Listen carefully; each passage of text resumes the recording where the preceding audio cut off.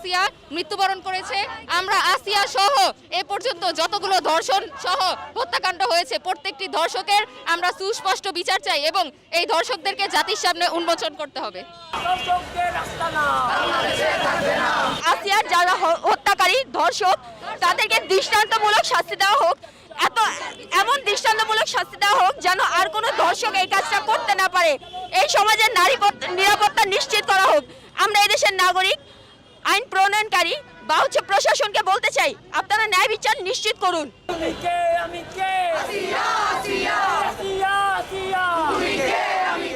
শুধুমাত্র কাফনের কাপড় আজকে আসিয়ার শরীরেই নয়, প্রত্যেকটি নারী, বাংলাদেশের প্রত্যেকটি মানুষ, বাংলাদেশের মানচিত্রের উপর এই কাফনের কাপড় আজকে জড়ানো হয়েছে।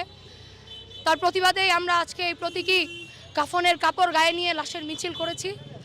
আমরা দেখেছি যে আসিয়ার মৃত্যু সংবাদের পরে সরকার পক্ষ ঘোষণা দিয়েছে যে 7 দিনের মধ্যে ধর্ষণের সাথে জড়িত আসিয়ার হত্যাকারী প্রত্যেকের বিচার নিশ্চিত করা হবে। আসিয়ার মৃত্যুতে তারা শোক জানিয়েছে। আমরা ধিক্কারের সাথেই তাদেরকে সাধুবাদ জানিয়েছি তাদের এই ঘোষণার জন্য। এবং আমরা বলছি এই সব কিছুই শুধুমাত্র ঘোষণা নয়, আমরা আসিয়ার হত্যাকারীর প্রত্যেকের বিচার বাস্তবেই দেখতে চাই এবং সত্যিকার অর্থে 7 দিনের মধ্যে এই বিচার নিশ্চিতের দাবি আমরা জানাই।